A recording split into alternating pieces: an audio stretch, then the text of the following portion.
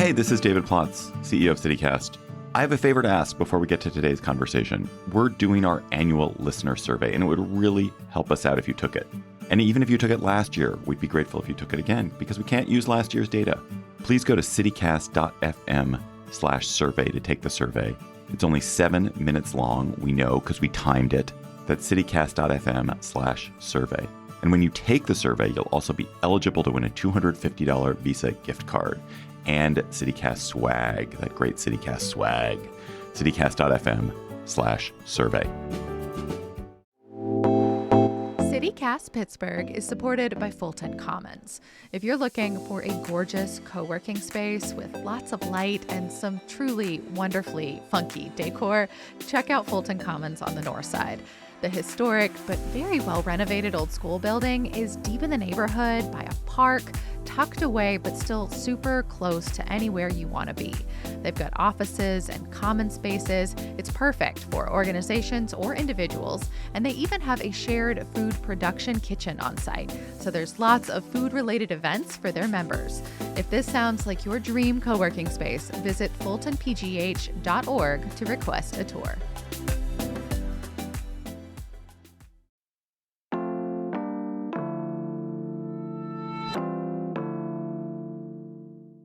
Today on CityCast Pittsburgh, local leaders have been trying and mostly failing to get some of the big nonprofits here, places like Highmark and UPMC, to pay their fair share to the city. Now it looks like the issue may be front and center as the mayoral race heats up. Plus, a new study says Pittsburgh is the most affordable city for homebuyers. We're talking about whether or not that rings true. And if you're sick of walking around in the cold, we've got some secret indoor shortcuts for you.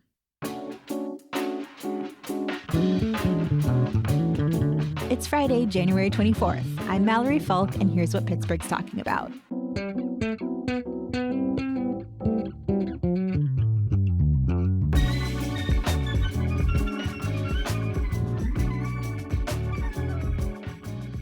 I'm here with CityCast producer Sophia Lowe. Hey, Sophia. Hey, Mallory. And also, we've got friend of the pod, Ryan Dito, who is a reporter for Axios Pittsburgh, a brand new outlet in town. Welcome, Ryan. Hello. Hi. Happy to be here. We're so excited to have you on. You have been covering Pittsburgh for a very long time. We've had you on the show many times before, but Axios Pittsburgh is just launching in the city. Tell us a little bit about the work you and your team are going to be doing here.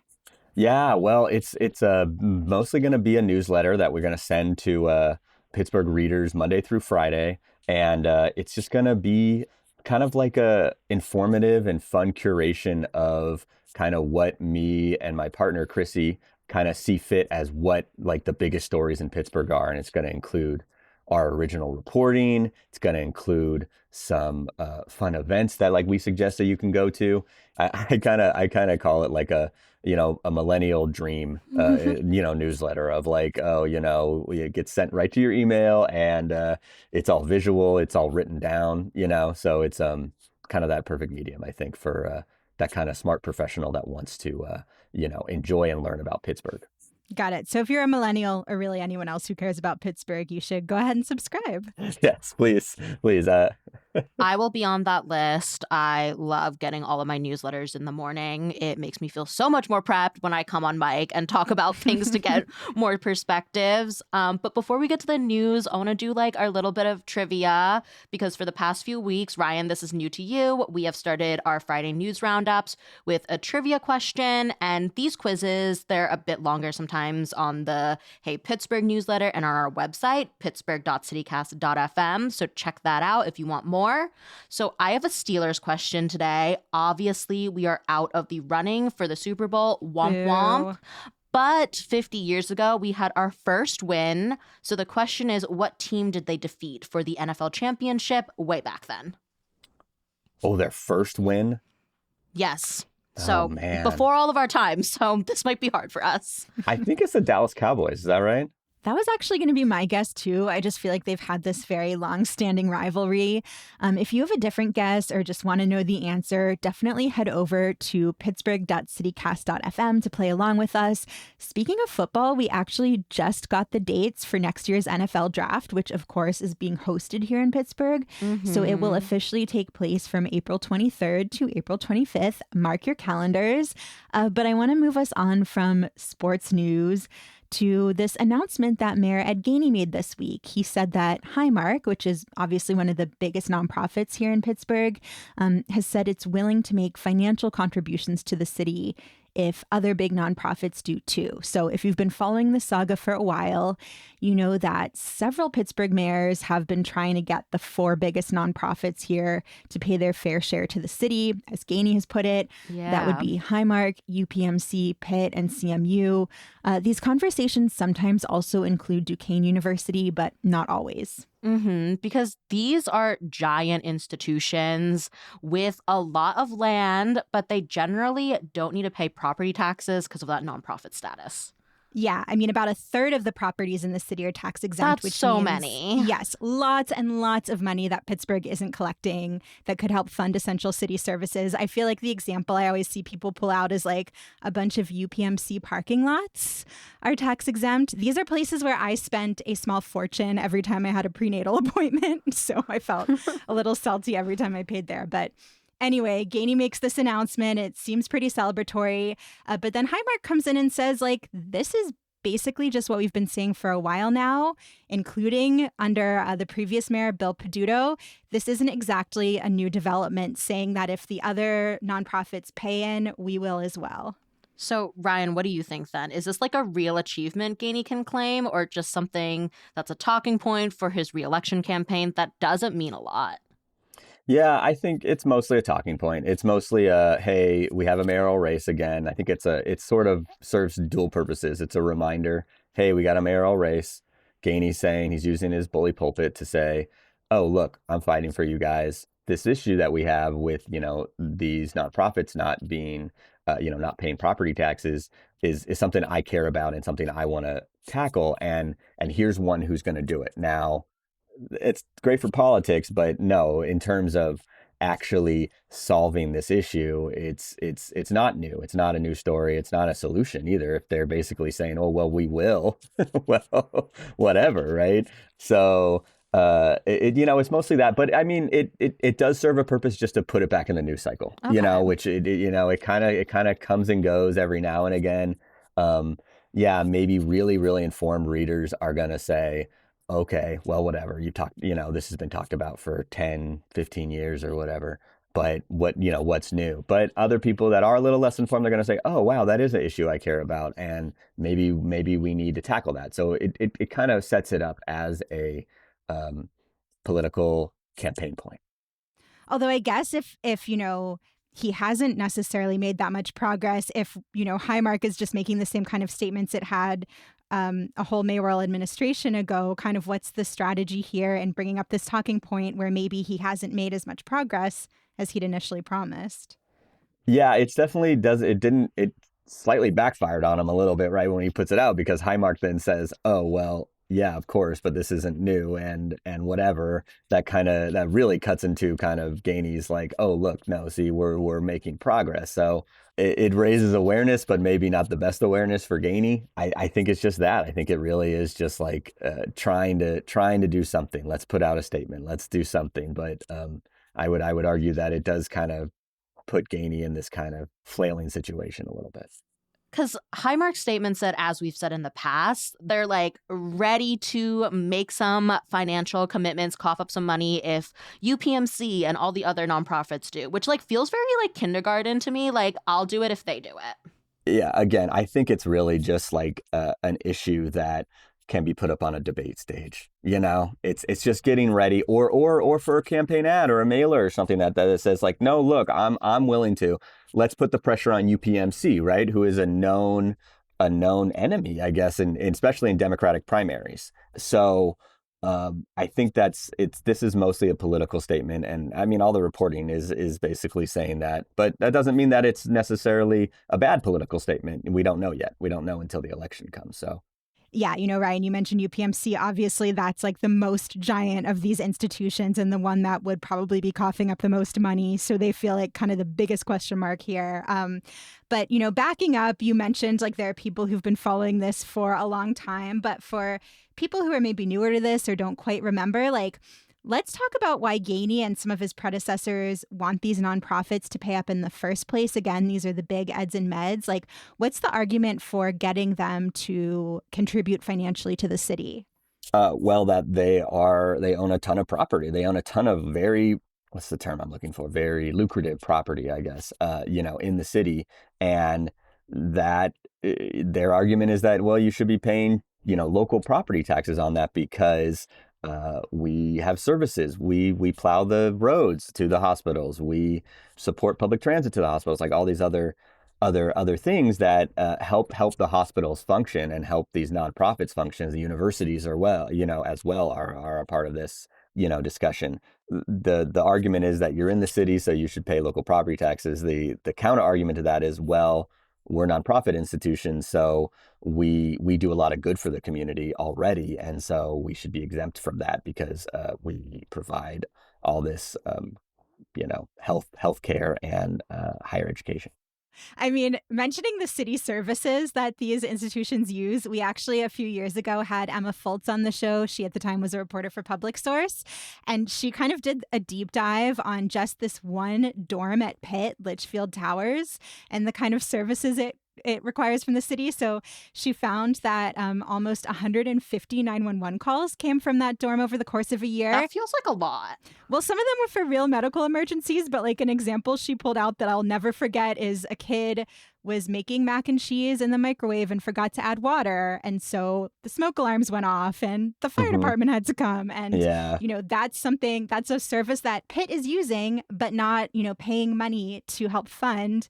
She found that if that dorm, Litchfield Towers, was taxable, it would bring in an extra $360,000 alone for the city every one year. building? Wow. About that amount, yeah. Yeah, and this is the issue, especially as Pittsburgh is facing kind of financial turmoil ahead, right? This is the scary part, and this is why, especially if you're a mayor running for re-election, you want to say, hey, we can kind of head off potential tax increase if we can get these nonprofits to pay their fair share. The issue with that is that we've been talking about this for so long that.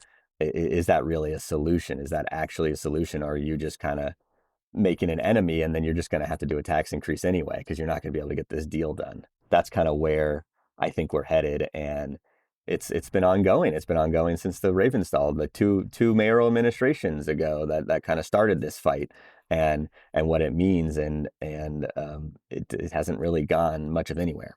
Yeah, I mean, what have mayors done in the past? Like, what have people tried already and why hasn't it worked? Yeah, Mayor Ravenstall initiated this lawsuit process kind of on his way out the door, which was kind of interesting, I believe. Gift. Yes, it was the next mayor after Ravenstall, Mayor Peduto, kind of took that mantle up. He decided to drop that lawsuit and try to initiate a negotiation process to try to get them to, contribute. He started this one PGH program. Now, how much money did that bring in? Not that much. So that was where that kind of challenge came. It's like, oh, look, this is a softer approach, but it didn't really bring in nearly enough funds to have any major impact. And Gainey's approach has been challenging the tax exempt status of individual properties that are owned by these nonprofits. A lot of these like parking lots and garages we've talked about. Which now puts him at an odd position because now he's saying, to come from a negotiating point of view, oh, no, actually, look, Highmark wants to, Allegheny Health Network wants to, contribute to this, but where the other people, it's like, well, you're suing them. So how he's trying the carrot and the stick simultaneously. So we'll see how that works. But I think one of the areas that has made Pittsburgh frustrated is kind of seeing these pilots succeed elsewhere, pilot payment in lieu of taxes. Yeah, right. It's not a pilot program. Pilot is the acronym for this payment agreement. Yes. Yeah. Payment in lieu of taxes, basically, because state law says they don't have to pay taxes. So you'd have to get state law to change, which is not going to happen, doesn't seem like. And So cities and municipalities try to get these nonprofits to contribute basically out of good nature. Yeah. And they've worked in other places like Erie. South Fayette has one, even closer by. But those are usually tied to some kind of leverage that the municipality has. So like South Fayette, for example, when they got their pilot, they were able to, UPMC needed a zoning change. And so it was kind of like, oh, okay, well, we'll give you the zoning change, but you got to do this. And so that was able to work out. Now, the city hasn't been willing to play that kind of hardball yet, in terms of kind of holding up a zoning change or to have some leverage on, like, say, UPMC, right? UPMC currently is building a massive hospital in Oakland, UPMC Presbyterian, and it's $1 billion project. It's huge. And so they didn't hold that up, do that. Now, is that smart? It's a little bit hard. I don't know. It's so difficult because you want a company to invest $1 billion in your city, right? That's so much money, and it's just like, it's a really tough game to play. How do you balance that hardball kind of negotiating tactics to maybe encourage a pilot, but also you don't want UPMC to go, you know what, screw this. We'll go invest in another city or something like that. And now sometime that is a balk, and they're not actually going to do that. But it's got to be a really tough thing to handle, I think. Yeah. Helps you understand why multiple administrations have not quite figured this out yet. Totally. So the most recent reporting I've seen on this is actually from the PG. It said last year, Gainey's office challenged 104 properties, and only 17 of those have been successful so far. So that brought in a little less than $93,000, which isn't nothing, but it's not the... It's almost nothing. It's almost nothing. That's less than a third of that one dorm building for like true. 17 buildings. It's just no. I mean, you could argue that the one PGH method that Peduto had is just as lucrative, if not more so. So yeah. And I mean, I remember there was a study a couple years ago from the city and county controllers' offices that, like, if they were counting Duquesne University too, so if the 5 biggest nonprofits here made these payments, the city could bring in an extra like $14.5 million per year. So the gap between what's been brought in and what we could be bringing in is pretty substantial. yeah, it's such a hard situation because do you alter the state law, and can you even alter it legally to say something like, well, if you're a large nonprofit, how do we define large? Like, because a lot of these other nonprofits that have the same exact law that apply to them are like your neighborhood church, your neighborhood food bank. This is very, very political, and that's okay. It's political season. We're in the middle of a mayor's race. Like, that's how it's going to go. I think voters should understand that it is political, but that's okay. Yeah. I mean, on that subject, Gainey's challenger in the Democratic primary, Corey O'Connor, he kind of blasted Gainey for this announcement. He described Gainey's statement as, quote, empty promises with no funding commitments right before an election. Yeah. So I'm curious if, like, O'Connor has given us any sense of what he would do to try to make these nonprofits pay up. I know he thinks they should. He's said that before. But, obviously, we've talked about multiple administrations not being able to solve this. So do we know at all what he might try to do differently? Yeah, he hasn't put out anything publicly yet. I'm sure at his next press conference or press event, he will get asked many questions about how he feels about this. Maybe if somebody like myself or another reporter can wrangle an interview with him, which probably shouldn't be too hard, but maybe he would talk about this too. But yeah, right now his initial response is just very political as well, as saying like, oh, this is smoke and mirrors, Gainey, you're just doing smoke and mirrors to try to trick voters. It's very common political posturing. So it's not like I don't think anyone should expect anything differently.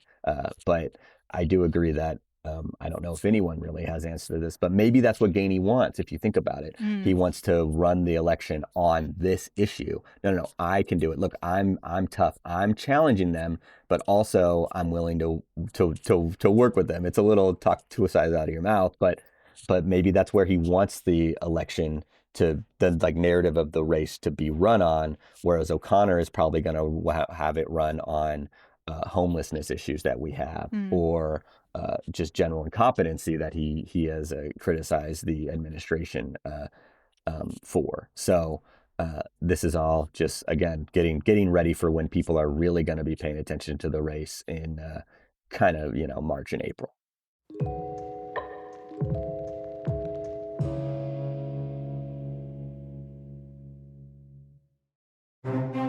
Today's show is sponsored by the Frick Pittsburgh Museum and Gardens and a new award-winning tour of their historic home, Clayton. It's called Gilded, Not Golden, and it's a new spin on the old Frick family stories.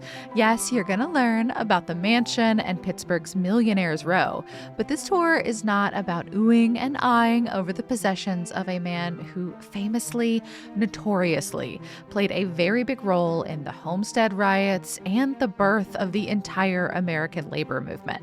It gives you more, the complexities of the man, his wealth, and exactly where it came from. If you've taken a Clayton tour before, it is time to return. So tour facilitators can take you back to 1892, the year of the riots, the year someone tried to kill Henry Clay Frick, and the year he mourned the loss of 2 of his children. Plus more on his corporate legacy, wealth inequality, and Frick's lasting impact on our environment. History is complicated, and that's what the Frick wants to share with you. The Frick's new signature tour of Clayton, Gilded, Not Golden, is now open for the season. Get your tickets and learn more at thefrickpittsburgh.org. Pitt men's basketball is back this season with a great deal for families to enjoy Panthers game days together. The Family 4-Pack offers you 4 tickets to a game plus a $40 concessions voucher for only $125. That's like $30 a ticket, and then you get that free $40 concessions voucher to treat the entire family. The offer is available right now for the upcoming Pitt, Virginia game. That's on Monday, February 3rd at 7 p.m. at the Peterson Events Center in Oakland. My real ones know how much I love basketball, and Pitt men are killing it right now, y'all. They are near the top of the ACC standings with a fantastic record, and they're playing especially well at home, so you're going to get a good show. Don't miss out on seeing your Pitt Panthers in action this season with the Family 4-Pack deal. Family 4-Packs for the Pitt, Virginia game are on sale now at pittsburghpanthers.com/family 4-pack. That's family number 4-pack. Okay, so there has long been a debate about whether Pittsburgh is actually affordable, how affordable Pittsburgh actually is. Redfin just released a study this month that found Pittsburgh is, according to their metrics, the most affordable city for home buyers in the country. They were looking at the 50 most populous metro areas in the U.S. Ryan, I know you're working on a story about this for Axios. We're getting a little preview of your reporting here. Tell us more about this study. Like, how does it define affordable? What exactly is it looking at? Yeah, it basically just takes the median home price for the area, and it compares that to the median household income for each metro area. So comparing those two things will get you that kind of percentage of your income that you need to purchase the average home in a metro area. And by that metric, Pittsburgh is the most affordable for last year, basically, was the most affordable for last year, followed closely behind by Detroit, St. Louis, and Cleveland. Beating Cleveland. Yeah, take that, Cleveland,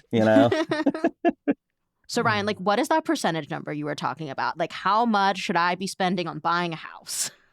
So it says that Pittsburghers only need to pay 25.3% of their income to afford a median priced home. Okay. In the area. That's not so bad. That's not bad at all. The traditional benchmark is 30%. Yeah, that's also for rent, right? I believe so, yes. Okay. Honestly, though, I'm Gen Z. Like, I feel like so many people spend so much more than 30% on rent. I don't know what these numbers are conventionally. For sure, but that's what, and if you look at these, this Redfin report, you go to these other high-cost cities, San Francisco, the highest, and it's 72% of their income to buy a home. I mean, it's insane. And so that's where Pittsburgh really stands out. And to be fair, that's kind of been the truth for Pittsburgh for I don't know, decades. At this point. And I know our home prices have gone up. There's no doubt about that. They have. So you look 5 years ago and you go, oh, wow, sticker shock a little bit. But in comparison to other areas and the fact that our wages are also rising, then we're still in that comfortable place to buy a home. I guess I'm curious if you think that the way Redfin is measuring this is a fair way to measure how affordable Pittsburgh housing is. Because, I mean, I remember from my own house search, I would see listings that seemed like a really great price. And then I would go inside and it was this old home that hadn't been touched in like 80 years and needed at least tens of thousands of dollars of work, if not like hundreds of thousands of dollars of work. And so sure, the listing price itself might have been affordable, but you would have to spend way more than that amount of money to be able to live there. Yes, correct. I think that's the one hole in this, report.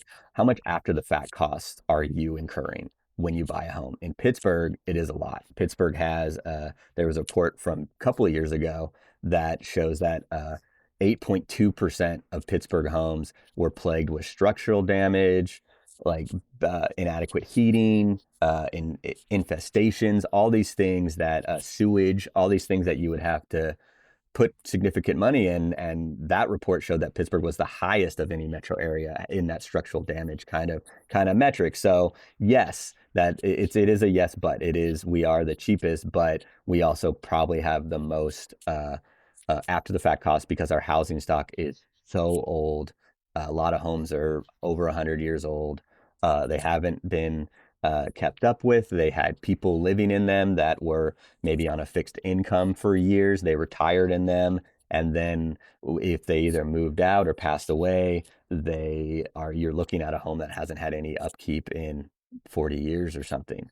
So that is a really big caveat, but just to but it a little bit is that good news, bad news, more good news. I mean, even so, the median home price in Pittsburgh was according to Redfin was $234,000. So let's say you have to put on 50 grand on top of that. Yeah, that is definitely like gonna not make us the cheapest in the area, but I mean, in the country, but still way, way under the national average of home prices, which is $430,000. So maybe we're not quite the cheapest if you factor in that after the fact cost, but at the same time, it's not like Detroit and Cleveland don't have that same issue. Their homes are also very old and are going to need upkeep as well. So I think relatively we're still, pretty affordable. I mean, anecdotally, I have friends, they bought homes and yeah, they were around this cost, if not cheaper. And Detroit, it's all these like giant mansions, which I can't even imagine the repair costs on things that are that size. True. Yeah, we have much smaller, I guess you could even say, like the starter homes that people want. Now, the problem is that the starter homes are going to have to come with some significant, upgrades because they need a new roof or they need new sewage lines. They need upgraded electricity, stuff like that. But at the same time, they're smaller, they're more affordable. If you want to live in that for 10 years and then move up to something bigger, I do think there is that possibility in Pittsburgh. I think I have friends who seem like they're doing it right now. Yeah, totally. I actually also bought a house pretty recently, and it's at least 100 years old, maybe a little older. I did not have to deal with things like infestations, thankfully. But even though my house was like relatively up to date in terms of like some appliances and all that, because it had been a rental before, I still had to get a new roof, new siding, new water heaters. So like, I feel like I kind of got that in between of that, like needing a ton of repair.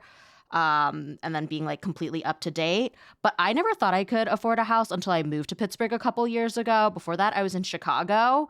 And, one thing I've also noticed is a lot of people who are buying houses, at least like the people I know, aren't originally from Pittsburgh. So like, are there other nuances that these studies miss? Because I know a lot of longtime Pittsburgh residents don't really feel like the housing is that affordable. Yeah, well, I don't know. I mean, I don't know, because a lot of longtime Pittsburgh residents probably already own a home. And I mean, I know prices are going up everywhere all the time. I think stats show that we have a lot of people who've lived here their whole lives, and we have a high home ownership rate.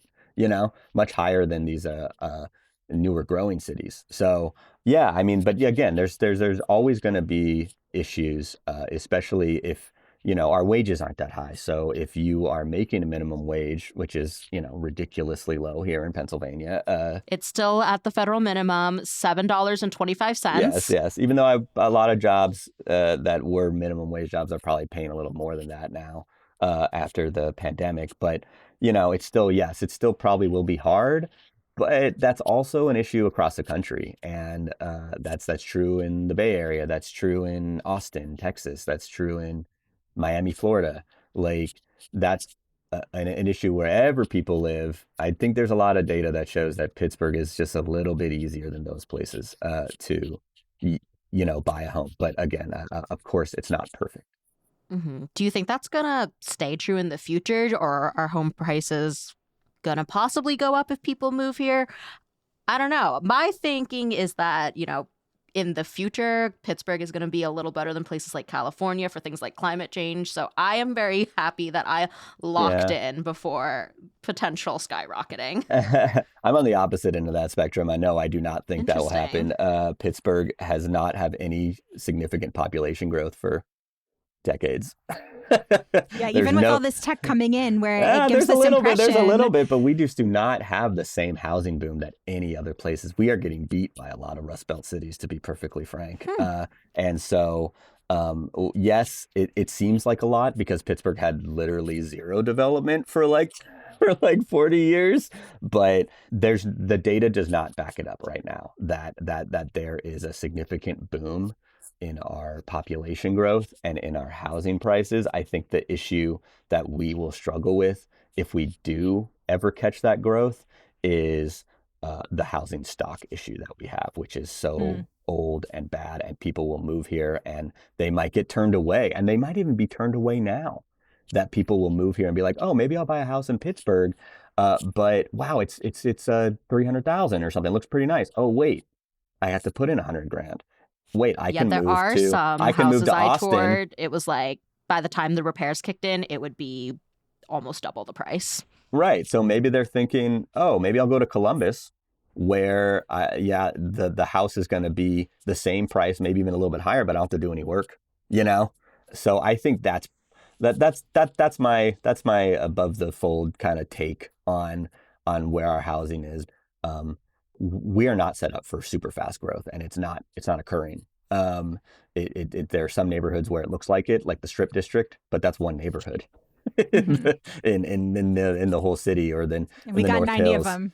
Yeah. Or even if you get out of in the suburbs, oh wow, the North Hills are exploding. It's crazy. But then I don't know, go to West Mifflin to see what it looks like. It's totally different.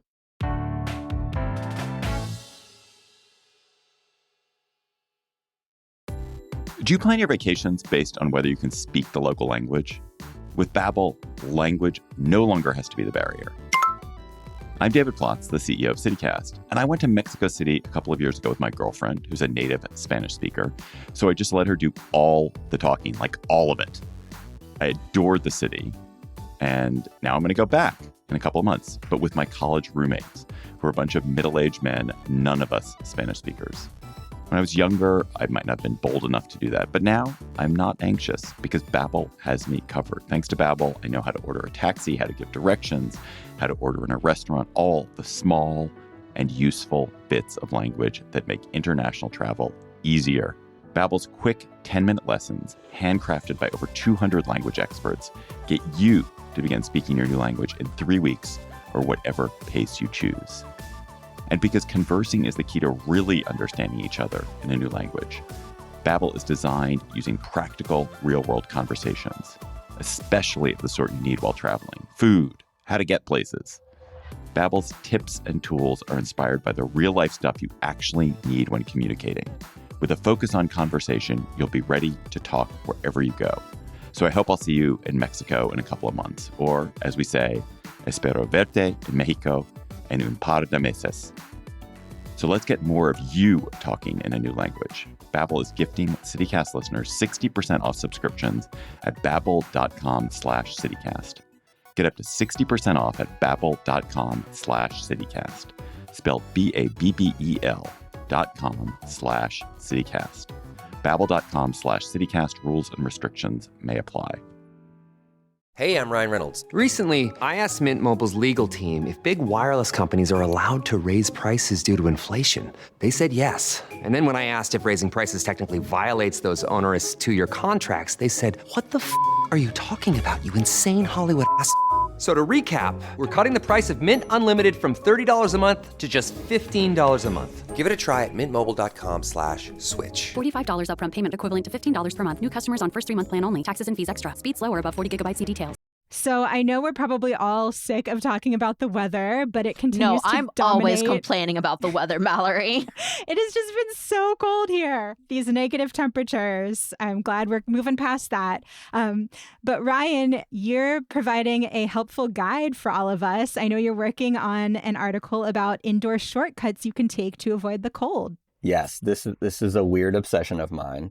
Where are you from, Ryan? Are you from a warmer city? I grew up in the Bay Area, so I'm from very warm, perfect weather. I see. This makes a lot of sense now. I don't hate the cold, but I will agree with you guys that it's been extremely cold this year, much worse than the last couple of years. But I love walking. I live in Bloomfield. I walk almost everywhere. I walk or ride my bike.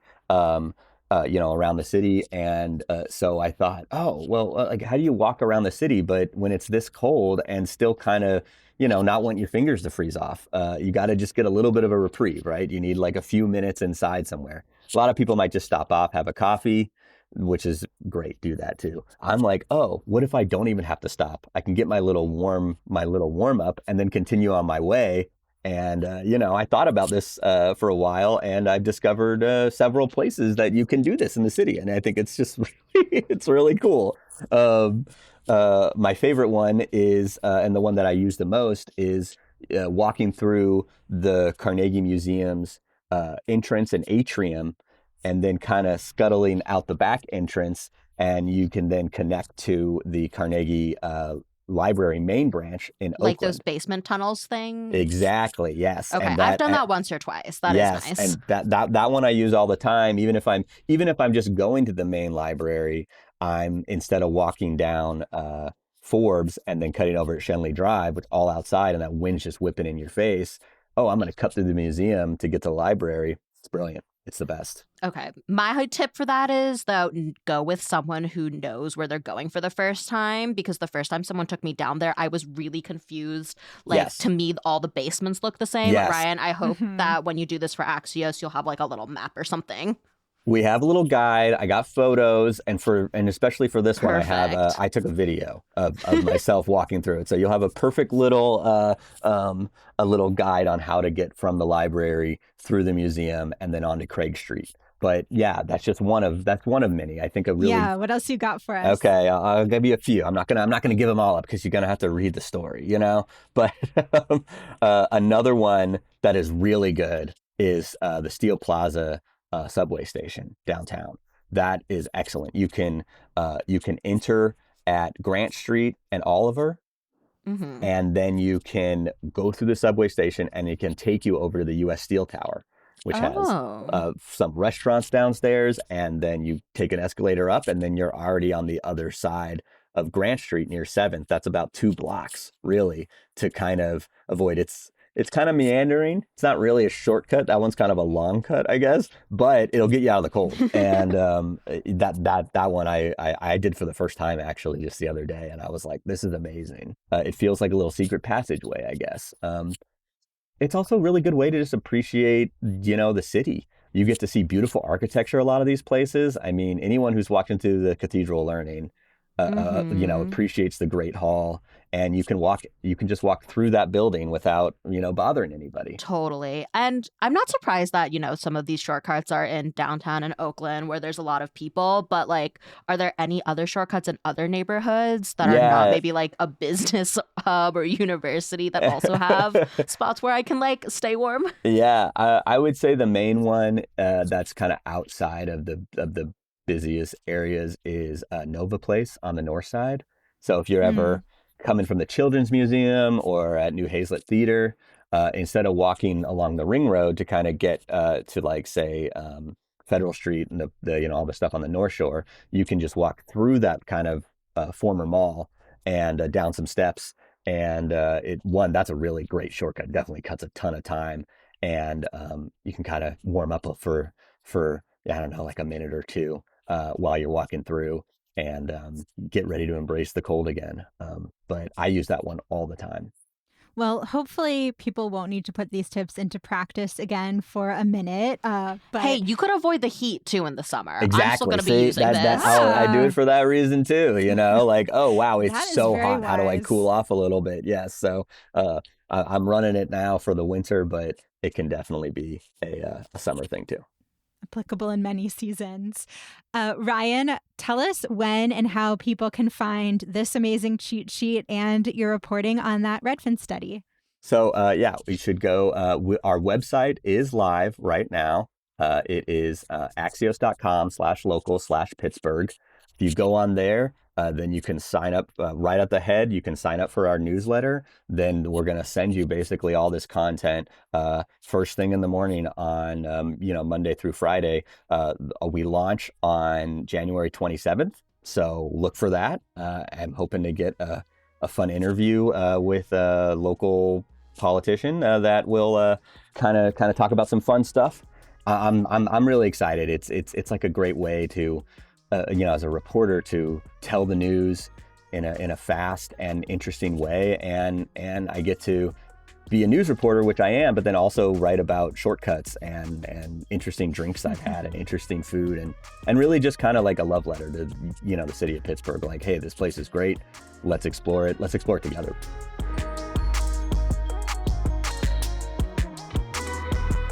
That's all for today here on CityCast Pittsburgh. Our music is by Benji. Our host is Megan Harris. Sophia Lowe and Selena C.A. Reynolds produced the show this week. Francesca DeBecco writes our newsletter with editing help this week from Adrian Gonzalez. And I'm the team's executive producer, Mallory Falk. We'll be back on Monday with more news from around the city. Have a great weekend, everybody.